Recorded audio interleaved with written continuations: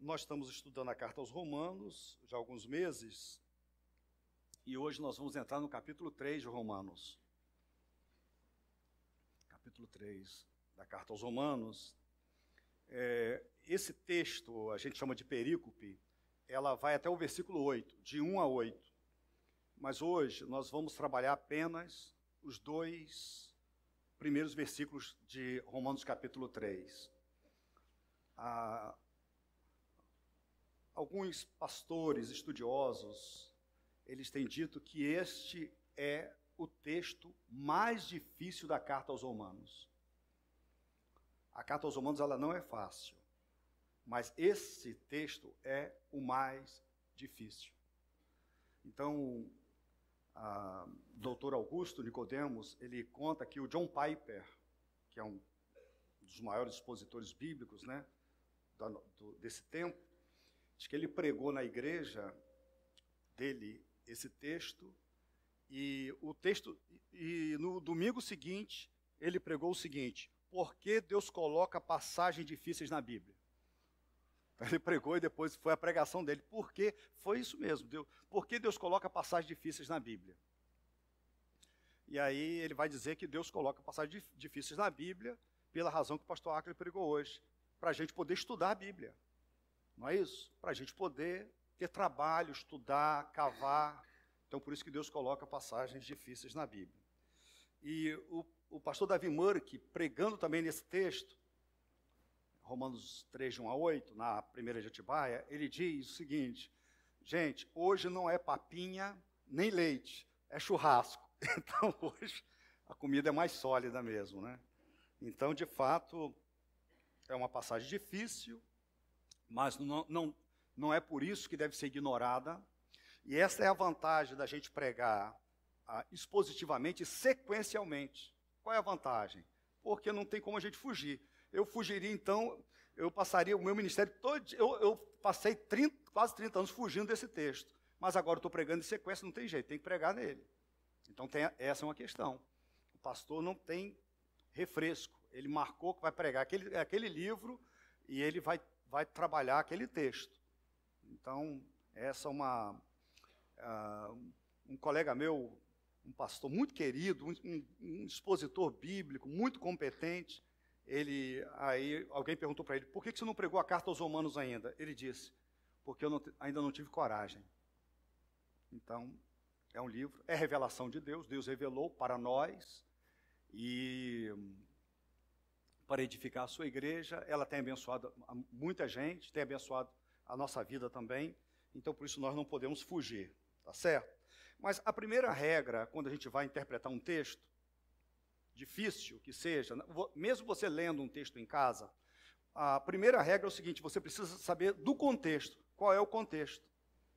Então, essa perícope, esse texto, ela tem um contexto maior, que a Paulo está escrevendo aos romanos, crentes de Roma, e o tema dele é o Evangelho, é o verdadeiro Evangelho. É o Evangelho que ele pretende pregar na Espanha, então ele vai falar sobre o Evangelho. Se eu fosse resumir a carta toda numa palavra, essa palavra é Evangelho, onde o apóstolo Paulo apresenta o seu Evangelho. Então, essa é o contexto mais amplo, onde ele vai dizer que os gentios precisam do Evangelho porque eles são pecadores. Os moralistas precisam do Evangelho porque eles pecam também. E ele vai dizer: até os judeus precisam do Evangelho, que embora sejam tão religiosos, mas eles são pecadores também. Os judeus não entendiam isso. Eles achavam que, pelo simples fato de serem judeus, de terem nascido na nação judaica, de oferecerem sacrifícios, de terem a lei, de serem circuncidados, eles já estavam salvos. Eles achavam isso. E Paulo vai contestar exatamente isso. Ele falou: não. É a mesma coisa que disséssemos aqui na igreja, que a pessoa, por ter levantado a mão, por ser membro da igreja, por trabalhar na igreja, por frequentar a igreja, que essas coisas externas já está dizendo que ele está garantido, a sua salvação está garantida. Paulo diria: não, isso não. A questão que está acontecendo no coração de vocês, não é nada externo, é o coração. Então ele vai dizer, judeu é quem é de coração, a circuncisão é do coração. Então o batismo, ele acontece primeiro no coração. Não é no Espírito, primeiro acontece no coração. Deus transformando, ele vai dizer isso. Então, porque tem muita gente dizendo, não, eu estou livre, agora eu posso fazer o que quiser, eu posso viver de qualquer jeito, né? Deus perdoa mesmo, então Deus vai perdoar o meu pecado, eu já sou batizado, eu estou salvo, né? Eu estou salvo, eu não vou para o inferno por causa disso.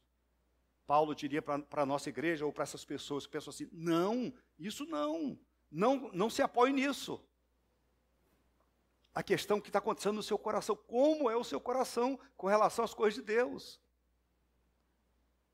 Se você se arrependeu de fato, se você ama a Deus, se você abomina o pecado, se você busca andar com Deus todos os dias. Essas são as questões.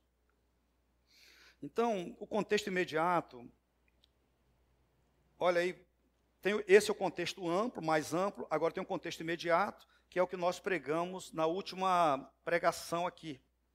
Então, eu vou ler pelo menos versículos 27 e 28 do capítulo 2, aliás, desculpa, 28 e 29. Olha aí, olha o que Paulo está dizendo para a gente entender o que está acontecendo hoje.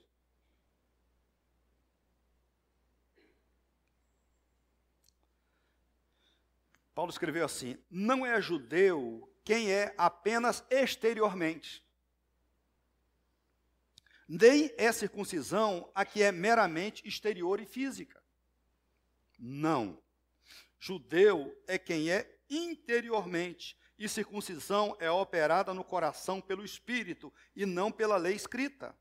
Para estes, o louvor não provém dos homens, mas de Deus. Ele está dizendo, é isso que ele diz. Não é povo de Deus aquele que é apenas exteriormente, aquele que é batizado.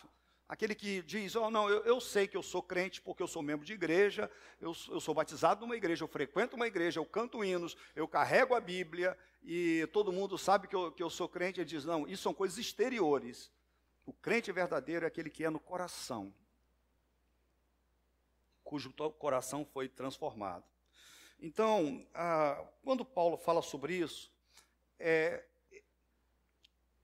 ele vai usar um recurso que nós já estudamos aqui, um recurso muito utilizado antigamente, que é chamado de diatribe.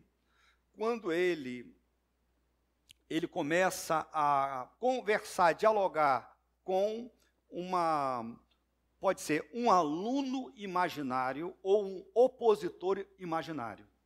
Nesse caso agora é um opositor.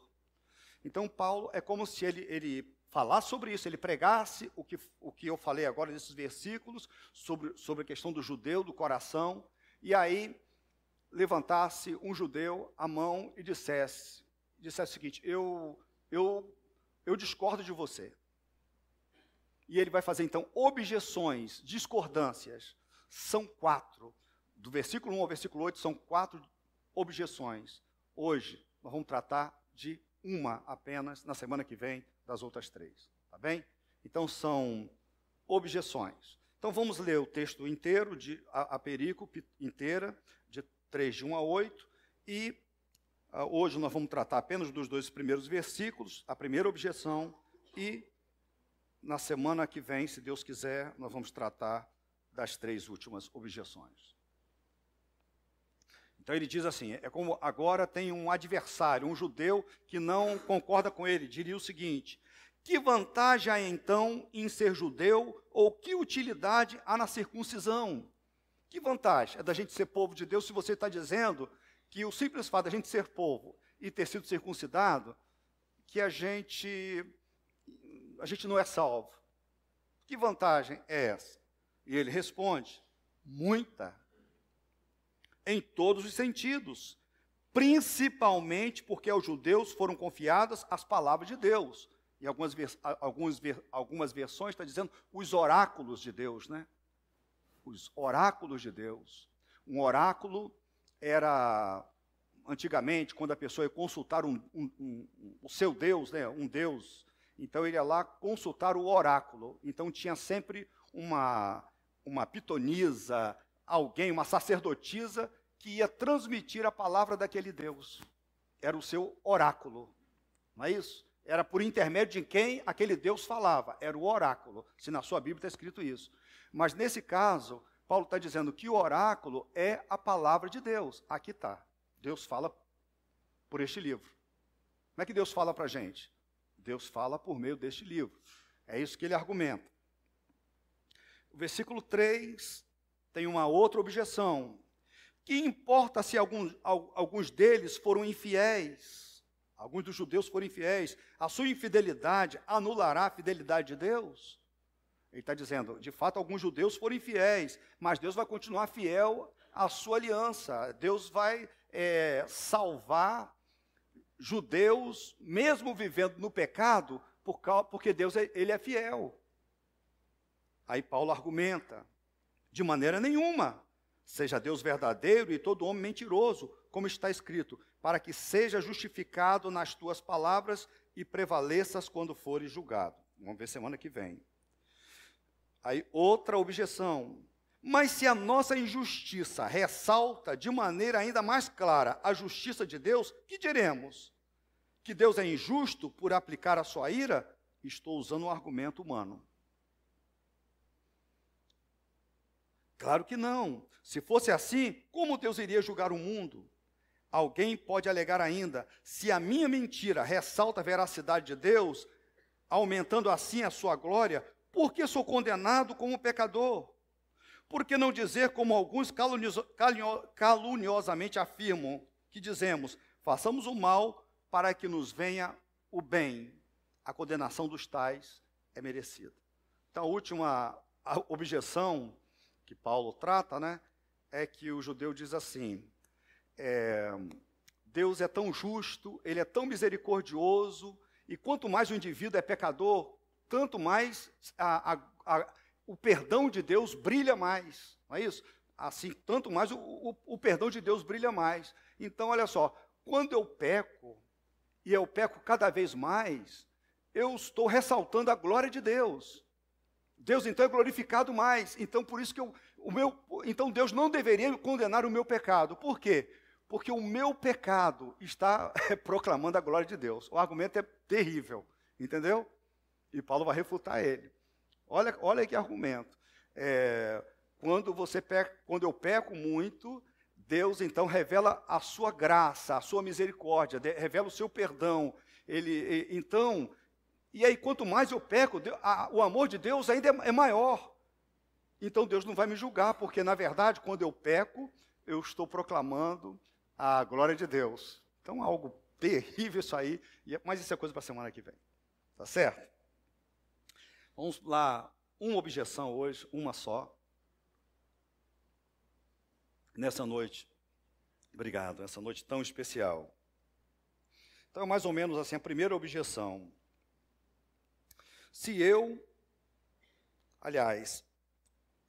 Um judeu circunciso pode virar gentio, e se um gentio incircunciso pode virar judeu, onde fica a aliança que Deus fez com Israel? Deus revelou a nós, judeus, nos escolheu e nos deu a circuncisão como uma marca de que pertencemos a Ele. Nos deu a sua lei para ser obedecida. Se podemos não ser salvos com tudo isso e um gentio nos preceder no reino de Deus, qual é a vantagem que levamos diante de Deus? Essa é a primeira objeção. Entendeu? Se nós somos de Israel e temos a lei e temos tantas vantagens, fomos circuncidados, se isso não nos salva, qual é a vantagem de ser judeu? Essa é a primeira objeção que Paulo está fazendo. Aquilo que eu falei, ele está dialogando com alguém e está imaginando. E a gente fica perguntando assim, como é que Paulo tira essas objeções? De onde ele tira isso? Ora, ele evangelizava os judeus, ele conversava com eles, ele sabia dos seus argumentos. Então, logicamente, ele está usando aqui. Então, que vantagem, versículo 1, há então em ser judeu? Ou que utilidade há na circuncisão? A resposta é muita, em todos os sentidos, principalmente porque aos judeus foram confiadas as palavras de Deus. Então, Paulo está falando assim, tem muita vantagem de ser judeu. Atos externos não salvam. Vocês precisam obedecer a Deus, obedecer de coração. Mas vocês têm muita vantagem. Ele vai tratar isso de maneira mais ampla no capítulo 9. Capítulo 9, capítulo 9, versículo 4 e 5, ele vai dizer o seguinte: deles, dos judeus, é a adoção de filhos, eles foram feitos filhos de Deus, deles é a glória divina, então deles, dos judeus, eles tiveram contato com a presença de Deus, deles são as alianças, a concessão da lei, a adoração no templo e as promessas, deles são os patriarcas, então, Abraão, Isaac, Jacó são dos judeus, é a partir deles que se traça uma linhagem humana de Cristo, então Jesus era judeu, e os seus ascendentes também eram judeus, então os seus avós, toda a sua ascendência, então ele está falando os judeus, a linhagem de Cristo, que é Deus, acima de tudo, bendito para sempre, amém. Nós vamos tratar isso no capítulo 9. Então Paulo está respondendo, não, há muita vantagem em ser judeu, porque eles tiveram muitos privilégios, outras nações não tiveram esse privilégio. Os filisteus não tiveram, os egípcios não tiveram, os babilônicos não tiveram. Qual nação? Então eles tiveram grandes privilégios. Os pagãos, como nós estudamos, eles têm a revelação geral de Deus, a revelação através da natureza. Eles conhecem o poder e a sabedoria de Deus pela natureza, ou na sua consciência, existe uma consciência de certo e errado, faz parte da revelação geral de Deus. Mas os judeus tiveram as palavras de Deus, tiveram a revelação escrita de Deus, a revelação especial de Deus, as palavras. Então ele vai dizer, principalmente, todos os privilégios que os judeus tiveram, eles tiveram principalmente a palavra de Deus. Então, os judeus estavam em posição vantajosa, porém eram culpados. A lei e a circuncisão não lhes dava garantia de imunidade no julgamento, nem lhes serviam como garantia de sua identidade como povo de Deus. Então, o fato é que os judeus, eles se apegavam nos privilégios e eles esqueciam dos deveres. E quando eles ignoravam que Deus, quando os chamou, Ele os chamou e lhes deu uma lei, para eles obedecerem essa lei. Então, eles, a partir da obediência à lei, a obediência a Deus, eles seriam uma luz para os gentios. Eles iriam, então, refletir a glória de Deus. Eles, através de suas vidas, dos seus comportamentos, eles iam proclamar a glória de Deus. Então, o que eles deveriam ter em primeiro lugar na cabeça deles eram os seus deveres, e não os seus privilégios. Então, uma aplicação para nós é essa. Nós somos a igreja de Cristo. Nós somos uma igreja privilegiada, principalmente porque temos a palavra de Cristo. Muitas pessoas não têm esse privilégio, nós temos outros privilégios, é verdade, mas o foco da vida cristã é a obediência da palavra. Desfrutar dos privilégios é consequência de uma vida de obediência à palavra de Deus. Então eu falei aqui que o foco dos judeus era, eles pensavam o seguinte: já estou salvo, eu sou judeu, já fui circuncidado, eu vou à sinagoga, eu ouço a lei, eu conheço a lei, eu decorei, então eu sou um privilegiado. Então eles diziam o seguinte: eu vou para o céu, eu sou diferente por isso, eu não sou como qualquer homem. Fiquei pensando, se não tem crentes que pensam a mesma coisa. Se não tem crentes indo para o inferno pensando a mesma coisa. Já fui batizado, eu sou membro da igreja, lá do pastor Rui, foi até ele que me batizou, foi o pastor Rui, há muito tempo atrás, ele me batizou, e eu já estou tranquilo, eu já tenho um bilhete, eu já tenho uma passagem para o céu, então eu não vou para o fogo. Então eu já consegui, eu fui salvo. Ele naquela época fazia apelo, ele fez apelo, eu fui lá na frente. Eu lembrei. Fui até chorando. Chorei. Mas aí ele diz o seguinte, então eu já sou crente. Então, não tem compromisso com a igreja, não tem compromisso com a palavra de Deus. Ele não se esforça, não luta contra o pecado, como nós estudamos hoje. Ele não luta contra o pecado. Aliás, ele peca e pensa, não, Deus vai perdoar. Todo mundo peca mesmo, todo mundo faz assim. Não é isso? Então ele está focado, sabe o quê? Nos privilégios. Jesus vai voltar, eu vou para o céu, mas ele não está focado nas responsabilidades cristãs, que era onde ele deveria estar focado. Então nós somos privilegiados. Eu pensei em Efésios capítulo 1, a partir do versículo 3, que diz, bendito seja o Deus e Pai de nosso Senhor Jesus Cristo, que nos abençoou com todas as bênçãos espirituais nas regiões celestiais em Cristo. Então nós fomos abençoados com todas as bênçãos espirituais, já estudamos sobre isso. Que bênçãos são essas? Versículo 4, porque Ele nos escolheu. Sabe para que Deus nos escolheu? Alguém diria o seguinte, Deus nos escolheu para sermos salvos. Não, Deus nos escolheu para sermos santos. É diferente. Olha lá, Deus nos escolheu nele, antes da criação do mundo, para sermos santos, separados, diferentes, separados para Deus, separados do mundo e irrepreensíveis em sua presença. Então nós temos uma responsabilidade, não são privilégios, como os judeus pensavam e como tem muito crente pensando, são os privilégios, mas Deus nos escolheu para sermos diferentes.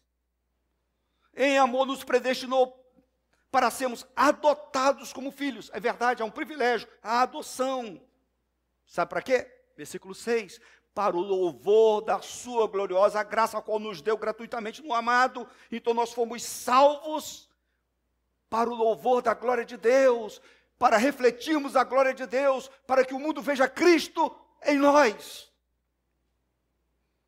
Nos revelou o mistério da sua vontade. Ele vai dizer, a fim de que nós, os que primeiro esperamos em Cristo, sejamos para o louvor da sua glória. Ele vai repetir, para o louvor da sua glória, selados com o Espírito Santo da promessa, é um privilégio, que é a garantia da nossa herança, até a redenção daqueles que pertencem a Deus, para o louvor da sua glória. Então, nós devemos pensar primeiro, que nós somos, na nossa responsabilidade. Às vezes nós não somos treinados para isso. E uma das coisas, fiquei pensando, que uma das coisas que tiram muito foco da gente para isso, é aquela velha, eu não sei, eu penso que nas igrejas batistas continua a mesma coisa. Durante muito tempo, eu sou pastor batista há muitos anos, mas sou crente desde 1978, 40 anos esse ano de vida cristã. Então, nas igrejas batistas é o seguinte, era assim, culto de manhã, culto doutrinário. Então, é o culto doutrinário. Então, o que o pastor prega? Doutrina. Ele prega doutrina. Aí eu pergunto aqui, muitos aqui que frequentaram a igreja. Aí, doutrina. Quantos frequentavam o culto da manhã, escola dominical? Muitos ou poucos? Na sua igreja, lembra da sua igreja? Quantos frequentavam a escola dominical? Pensa no todo da igreja e pensa no culto da noite. Qual era o culto mais concorrido, da manhã ou da noite? Então, de manhã o pastor pregação doutrinária. Alguns iam só à escola dominical, quando chegava na hora dessa transição para o culto, apenas para que te quero. Então me lembro, a igreja tinha 3 fileiras e tinha uma fila no meio, o pessoal sentava lá atrás ainda, para piorar a situação. Então, só na fila era assim.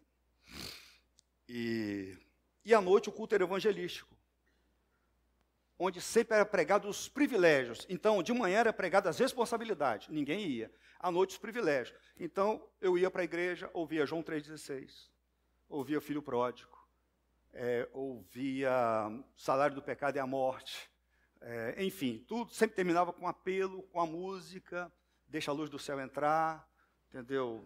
Deixa a luz, o pastor contava uma história triste, fazia apelo, e tinha sempre, às vezes tinha uma decisão, tinha 2 decisões, enfim. Qual o problema disso? O problema é que os crentes não ouviam responsabilidade, eles não iam à igreja.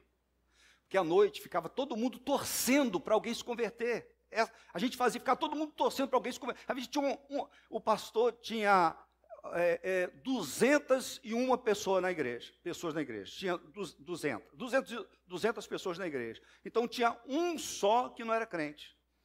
O pastor deixava 200 com fome para pregar só para aquele com o coração endurecido, que não queria a palavra de Deus, não queria nada com a palavra de Deus, ok? Então, por muito tempo, na minha experiência própria, eu estava morrendo, literalmente morrendo. Espiritualmente morrendo, essa palavra, espiritualmente morrendo. Porque o foco não era, a responsabilidade era só de manhã, à noite, falava sobre os privilégios. Então, se você perguntasse por que hoje, no meio evangélico, por que no meio batista ou no meio evangélico, por que somos tantos evangélicos e a gente faz tão pouca diferença? Sabe por quê? Porque os crentes estão focados nos privilégios e eles desprezam os seus deveres. Mas já há um tempo agora, alguns anos atrás, começou a questão da celebração. Certamente isso entrou no meio batista também. Então, nada de escola dominical, e agora é só festa. A gente vai para a igreja, agora é festa. Só tem festa. É chamado de celebração. Então, é uma festa. Então, qualquer festa, a gente não vai... Se é celebração, se é festa, nós não podemos estragar os prazeres. Então, a gente não pode falar em inferno, não pode falar em pecado, não pode falar em sangue, em cruz, não pode falar nada disso. Sabe por quê? Porque é uma festa. Então, tem igrejas, a mesma coisa, abandonaram e hoje tem celebração. E aí, cadê? Onde estão as responsabilidades? Eu lembrei de Isaías, capítulo 1, a partir do versículo 11, quando Deus fala assim, para que me oferecem tantos sacrifícios? Então, as pessoas, muita gente, ia ao templo, e fazendo tudo certinho, oferecendo sacrifícios. Pergunta o Senhor, para mim, chega de holocaustos de carneiros, de gordura de novilhos gordos, não tenho nenhum prazer no sangue de novilhos de cordeiros. As pessoas estavam indo lá, fazendo as coisas que Deus falou para fazer. Quando lhes pediu que viesse à minha presença, quem lhes pediu que pusesse os pés nos meus atos? Parem de trazer ofertas inúteis. O incenso de vocês é repugnante para mim. Luas novas, sábados, reuniões. Não consigo suportar suas assembleias cheias de iniquidade. Então, olha só. Muito carisma e pouco caráter. Entendeu? Muita gente cultos concorridos. Isso deve acontecer até hoje. Muitos cultos concorridos. Mas olha só, pouco caráter. Não posso suportar as suas assembleias cheias de iniquidade.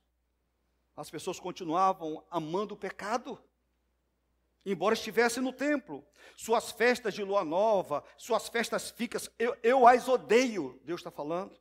Tornaram-se um fardo para mim, não posso suportar mais. Quando vocês estenderem as mãos em oração, esconderei de vocês os meus olhos, mesmo que multipliquem as suas orações, não as escutarei, as suas mãos estão cheias de sangue. Lavem-se, limpem-se, removam suas más obras para longe da minha vista, parem de fazer o mal. Então, olha só, era o que acontecia lá com os judeus, religiosos, são muito religiosos, apegados ao templo, muito religiosos, perseguiram a Jesus, e achando que estavam fazendo um favor a Deus, são religiosos. Mas exteriormente, não de coração. E Deus fala, aprendam a fazer o bem, busquem a justiça, acabem com a opressão, lutem pelos direitos do órfão, defendam a causa da viúva. Venham, vamos refletir junto, diz o Senhor, embora os seus pecados sejam vermelhos como escarlate, eles se tornarão brancos como a neve, embora sejam rubros como a púrpura, como a lã se tornarão. Deus fala assim, vocês estão me provocando a minha ira. O culto, eu estou com nojo do culto de vocês. Mas olha só, se arrependam, mudem de vida, mudem a direção da vida, porque eu quero perdoar vocês. Eu quero salvar vocês.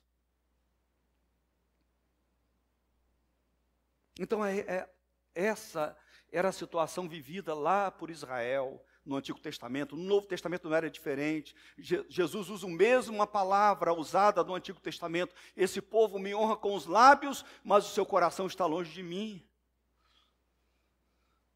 Isso é moderno, isso é atual, nós poderíamos falar sobre isso. Quantos louvores, quanta música, quanta gente.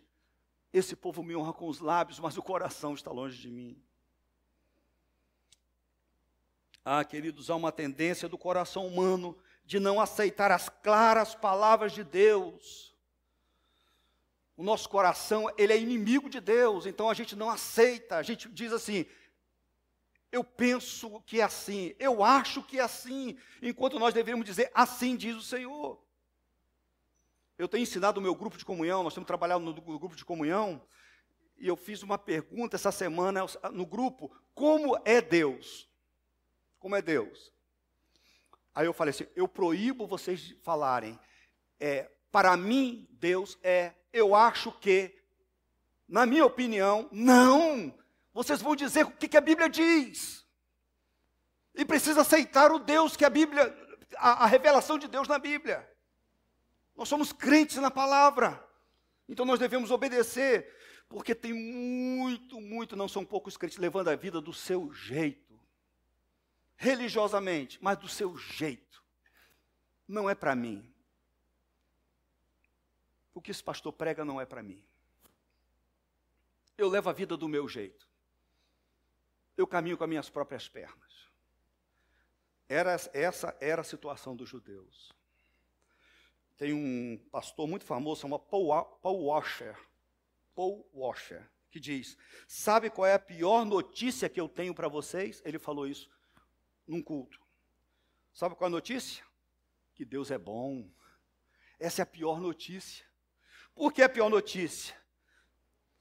Porque eu e você somos maus. Nós não queremos ser bons como Deus é. Nós rejeitamos a vontade do Deus bom. Nós somos egoístas, nós fazemos o que queremos. Não quero que esse Deus bom me ensine a ser bom como Ele. Eu quero fazer o que eu gosto, eu quero andar segundo o que eu penso, segundo o que eu creio, e não segundo o que esse Deus bom fala. Então o maior azar nosso é que Deus é bom. E nós todos somos maus. Esse é o problema. Somos egoístas. Utilize, queridos, a palavra, já que nós temos a prioridade, e primeiramente nós temos a palavra de Deus na vida da gente. É a palavra de Deus que nós temos, ela é a prioridade. Em primeiro lugar, utilize a palavra de Deus para fazer uma avaliação da sua vida. Então faça uma ressonância magnética do seu coração. Nós também, como judeus, receberam, agora nós somos povo de Deus, nós temos o privilégio de ter a palavra de Deus. E num domingo desse, de manhã, eu escaneei o coração, o meu e o de vocês. E alguém perguntou assim, pastor, você me bateu muito. Eu falei o seguinte, cara, muita coisa que eu falei aqui, eu falei das minhas lutas e do meu coração. Eu não falei pensando em você, eu falei das lutas e do meu coração. E aí, para quem não estava, ou para quem estava, vai aí um scanner do coração de vocês, para você avaliar o seu coração à luz da Bíblia, à luz das Escrituras.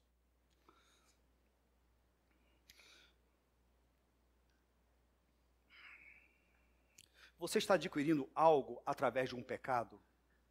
Você está adquirindo alguma coisa e a maneira que você está adquirindo é alguma coisa que Deus não aprova o modo como você está adquirindo?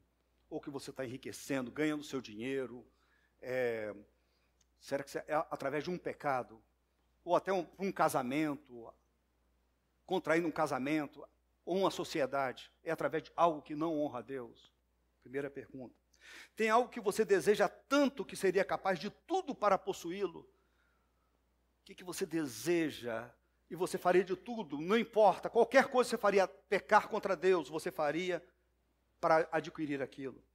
Você vive ou está amargurado porque não possui algo que deseja muito, e você vive assim, amargurado porque você não deseja dinheiro, você está triste porque você não tem dinheiro. A minha vida seria diferente se eu tivesse emprego, a saúde, eu vivo doente, ou lido com uma pessoa doente, eu queria ter filhos, eu não tenho, eu queria ter conforto, eu queria me casar. Você vive amargurado porque você não tem essas coisas? Porque essa amargura revela seu descontentamento com Deus. Sabe por quê? Porque a providência divina é o meio pelo qual Deus governa todas as coisas do universo. Deus faz todas as coisas. Ele é o líder, Ele é o soberano. Então, se você não tem essas coisas que você deseja tanto, é para o seu bem que Deus não tem lhe dado. Então, às vezes você deseja, está disposto a tudo para algo que vai destruir a sua vida. Até a saúde, às vezes. Por que eu sou doente? É porque Deus quer você mais humilde. Por que eu não tenho tanto dinheiro? Porque Deus não dá asa à cobra. Porque você vai ganhar dinheiro, vai se afastar de Deus. Muitas vezes. Por que eu não tenho os filhos que eu queria? Porque você não está vendo o futuro.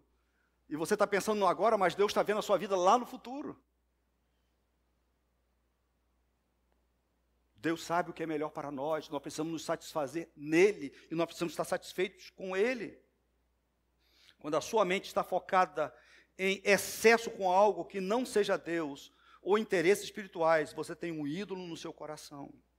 Quem tem ocupado os seus pensamentos constantemente? Você procura adorar a Deus usando imagens? Você tem construído alguma imagem que simboliza o Deus vivo, até na sua própria cabeça? Você costuma dizer, Deus para mim é, Deus para mim não é, Deus não pode fazer isso, embora a Bíblia diz aquilo que Ele é e o que Ele faz. E você diz, não, eu não concordo com isso. Você usa o nome de Deus em piadas. Você acha normal e ri de piadas onde o nome de Deus é usado zombeteiramente. Você tem um mau hábito de usar o nome de Deus para qualquer coisa. Você canta cânticos e hinos de maneira irrefletida. Você está cantando de maneira irrefletida. Você não está pensando naquilo que você canta. O que é que nós cantamos hoje? Quais foram as mensagens dos hinos? Você pensou naquilo que você cantou? Você pensou no compromisso que você assumiu aqui? O que... E se Deus levasse a sério tudo o que você cantou? Mais perto quero estar, meu Deus, de ti, ainda que seja a dor que me una a ti. Ok? Nós cantamos isso. É uma oração. Então você está disposto a sofrer para que seu coração esteja unido ao coração de Deus? Ou seja, a dor mais forte sofrer? Você professa ser do Senhor e vive conforme o mundo? Os judeus eram assim. Você conta testemunhos cuja veracidade dos mesmos é produzida só na sua cabeça? Você é membro de uma falsa igreja cristã, e não são poucas que existem por aí? Você adora a Deus com todo o seu coração? O domingo tem sido um dia especial para a sua vida. O domingo é um dia mesmo do Senhor para a sua vida. Você procura adorar a Deus, é um dia onde você está com o Senhor, você descansa e o seu foco está nas coisas de Deus. O domingo é um dia especial para você, para a sua vida. Como você usa o dia do Senhor? Você tem separado o dia do Senhor exclusivamente para Ele? Você tem sido um filho obediente aos seus pais?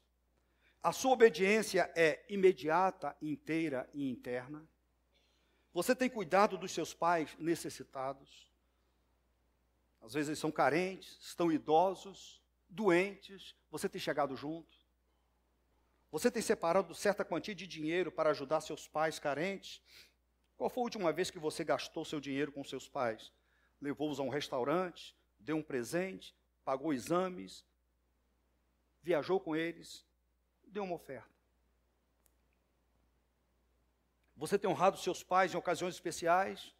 em suas formaturas, aniversários, celebrações de casamento, diante dos seus amigos, você tem honrado seus pais? Porque eu já vi uma mãe chorar. Eu já vi uma mãe chorar e dizer: eu acho que o meu filho tem vergonha de mim. E ela fazendo tudo para sustentar, para dar um estudo, para dar faculdade, tudo. Chorou e diz: eu acho que o meu filho tem vergonha de mim. Essas coisas acontecem. Você tem orado por seus pais, você tem agradecido a Deus constantemente por eles. Qual foi a última vez que você orou agradecendo a Deus pelos seus pais? Você fala mal dos seus pais? Você discute com seu pai e a sua mãe, levantando a sua voz com eles, como se eles fossem iguais a você ou inferiores? Você levanta a voz, você discute, você desonra, demonstra malcriação. Quantos pais feridos, mães feridas por causa de malcriações? Ainda bem que esse dom maravilhoso que Deus deu aos nossos pais, o dom do perdão, não é? Não é isso? Porque o filho faz uma malcriação, uma desobediência, e daqui a pouco está aqui a calça nova que você queria. Faz a malcriação, vem que o jantar está na mesa. A sobremesa que você tanto gosta está aqui. Quantas vezes já aconteceu isso? Depois de uma malcriação, e você fala, está aqui. Você tem odiado uma pessoa a ponto de matá-la em seu coração. Você tem desejado a morte de algum desafeto seu, porque a intenção de matar já é o crime. Você tem trabalhado, se esforçado, se dedicado para conservar a vida de alguém. Tem alguém que deve a vida a você. Eu conheço aqui, quando eu lembrei disso aqui, eu lembrei de Maria Cláudia. Maria Cláudia, eu não sei se está aí, mas ela deve a vida dela a Joelma e Saulo. Um dos dois. A Deus. Deus usou Joelma e Saulo para salvar a vida dela. Ela está aqui hoje. Se está aqui hoje, ela precisa ser grata sempre. Joelma e Saulo que Deus usou para salvar a vida dela. Tem outros casos aqui. Você tem se entristecido com as vidas que têm se perdido de forma tão vil nesse país? Diz que em 2017 foram 60 mil assassinatos, na maioria de jovens, nesse país. 60 mil assassinatos. Só em fevereiro foram 3 mil assassinatos. Você tem evitado a impureza sexual na sua mente e nas suas palavras? Você é fiel à sua esposa? Você tem um amante? Você tem colocado o seu pescoço sob o jugo da pornografia, que vicia e que destrói? Você tem colocado o seu pescoço debaixo do jugo da pornografia? Você tem algum relacionamento virtual que tem abalado a sua estrutura familiar e espiritual? Você, casado, tem tido uma amizade crescente com alguém do sexo oposto no seu serviço ou na faculdade? Ou você solteira com uma pessoa casada? Você tem alguém que você se relaciona só na sua mente? Ninguém vê, mas no coração está lá. Está percebendo que eu estou falando de coisas do coração? Está percebendo que é muito mais do que vir à igreja, do que ter Bíblia, do que ser batizado? Está dando para ver isso? É muito mais do que, pastor, levantar a mão e está tudo bem, agora eu vou para o céu, não é isso? Você está percebendo que tem a ver com coisas do coração? Você costuma olhar para mulheres com a intenção impura em seu coração? Você tem esse hábito de fazer isso? Você já furtou ou tem furtado alguém? Você tem se aproximado de alguém por causa do dinheiro que ela tem? Você tem amizades interesseiras? Você se casou ou pretende se casar por puro interesse financeiro? Você já adquiriu ou tem adquirido produtos de origem duvidosa? Produtos pirateados ou furtados, celulares baratos, joias, aparelhos diversos? Sua declaração de imposto de renda foi fiel? Você honrou a Deus com a declaração do seu imposto de renda? Ou você mentiu, como os ímpios fazem? Ok? Percebem a diferença?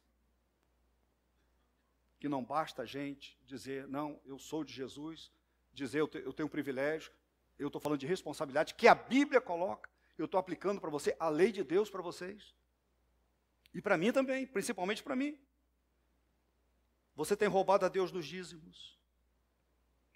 Você tem colaborado com a corrupção de policiais e outros funcionários públicos. Você tem subornado funcionários públicos. Você tem honrado a Deus com o seu salário, trabalhando o que seu patrão te paga. Você já enganou ou está disposto a enganar alguém em algum negócio? Você tem algum gato em sua casa? Eu sei, Angélica, que você tem. Está aí do seu lado, né? Não falo desse gato. Olha só, eu leio a mente de vocês, enquanto eu estou aqui. Entendeu? Hein, Ariane? Estou lendo a mente de vocês. Não, Laís, não é esse gato. É outro. Gato de luz, gato net, gato de água. Entendeu? Tempo atrás soube que tem igreja que tem gato, tinha igreja com gato. Gato d'água, a igreja. Vê se pode isso. Que vergonha. Você fala sempre a verdade, suas palavras são confiáveis, você costuma falar mal dos outros, você seria capaz de mentir num tribunal para ajudar uma pessoa que você quer muito bem? Como você se sentiu quando o seu colega foi promovido ao invés de você?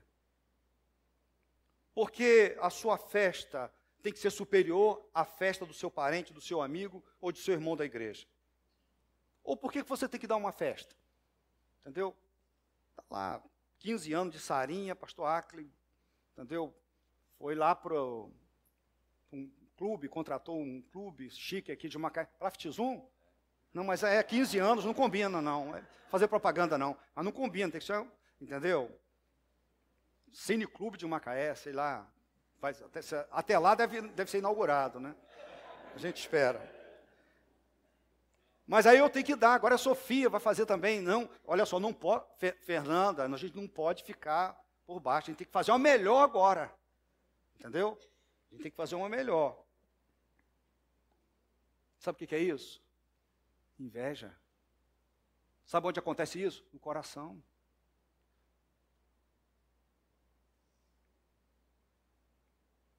O que você sentiu quando seu parente, seu amigo, seu vizinho apareceu com um carro novinho em folha? Colocou na garagem lá. O que você sentiu? O que passa no seu coração quando seu irmão tira uma nota maior que a sua? O que você sente quando alguém é elogiado na sua frente? Você não foi, mas alguém foi elogiado. Você tem jogado no bicho, na loteria, ou gosta de participar de alguma pirâmide financeira? Você tem, de alguma maneira ilícita, sem depender do trabalho que Deus ordena, eu vou falar de maneira ilícita, né? Jogo, alguma coisa, você tem sede de ficar rico fazendo isso? O que revela do coração? Ganância, um coração ganancioso. Será que tem crente assim? Você cola? Você subornou alguém ou está disposto a subornar para conseguir a sua CNH, sua carteira de habilitação? Está disposto a subornar alguém para isso?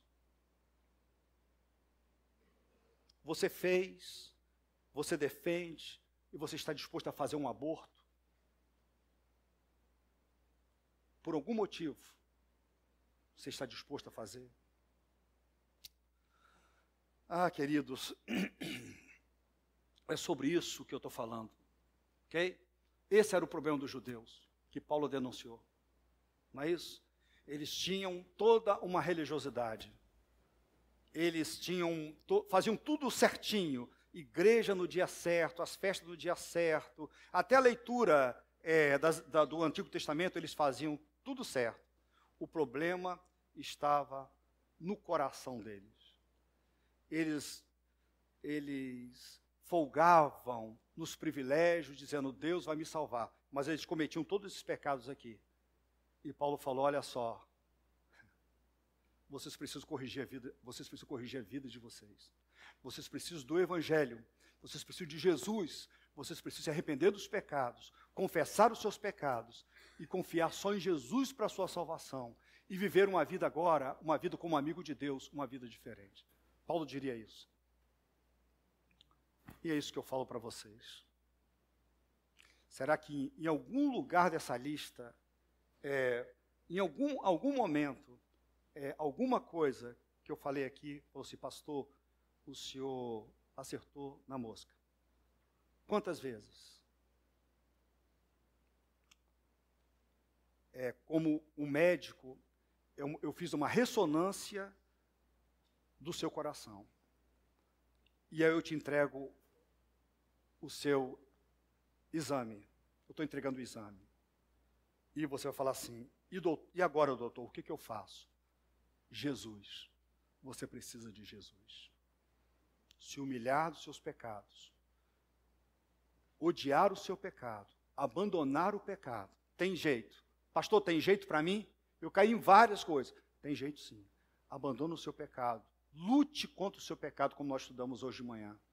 Entendeu? Lute o seu pecado, dependa de Deus. E desfrute da graça de Deus. Aliás, até por você estar aqui para ouvir isso, é um amor de Deus por você e por mim, por nós dois. Vamos mudar de vida. Ao invés de focar nos nossos privilégios, vamos focar nas nossas responsabilidades. Nosso coração. Nós precisamos de mudança de coração. Que Deus nos ajude. Amém. Vocês podem se colocar de pé para descansarem um pouco. Senhor, nós conhecemos um ao outro aqui exteriormente. Nós conhecemos a roupa, sabemos um pouco por aquilo que eles dizem na nossa frente, mas nós não conhecemos o coração de um do outro aqui. Mas o Senhor conhece. O Senhor olha para os nossos corações. E os nossos corações, ó Deus, eles não são corações bons. São corações maus. Nós gostamos de tudo isso que eu falei aqui. Nós gostamos. Nós nos inclinamos. Nós nos rendemos a essas coisas. Muitos ídolos, ó Deus, do nosso coração reclamam, ó Deus, estas coisas. E esses prazeres que colocamos aqui. O Senhor não. O Senhor reprova. O nosso pecado ofende o Senhor. O Senhor não merece o nosso pecado. O nosso pecado, ele traz a tristeza para o coração do Senhor. Meu Deus, muito obrigado, que apesar de ser quem eu sou, o Senhor me amou e enviou Jesus para morrer pelos meus pecados, para que eu fosse salvo deles e para que eu andasse agora uma vida diferente. Uma vida santa e irrepreensível na sua presença. Não de aparência. Não de aparência. Uma vida sincera, com o coração sincero. Querido, ó Deus, abençoe meus irmãos que sentiram a palavra, a pregação da palavra. E abençoe, ó Deus, irmãos que estão fazendo decisões hoje de abandonar o pecado e se voltar para Deus. Abençoe essa decisão. Ajude-os, ó Deus. Meu Deus, me ajude também. Nas decisões que eu estou tomando na vida desde a manhã. Ajuda-me, ó Deus, a me manter fiel ao Senhor. Ajuda-me. Eu quero pedir isso ao Senhor. Obrigado, ó Deus, pelo teu povo, pelos irmãos. Meu Deus, livra-nos, ó Deus, de sermos crentes atores, hipócritas. Livra-nos da hipocrisia, de sermos até elogiados, ó Deus, mas por dentro, ó Deus, de convivermos com a podridão do nosso coração, ó Deus, e achando que nós estamos indo muito bem. Livra-nos da hipocrisia daqueles judeus e daqueles fariseus. Obrigado, ó Deus, porque o Senhor nos ama. No nome de Jesus. Amém.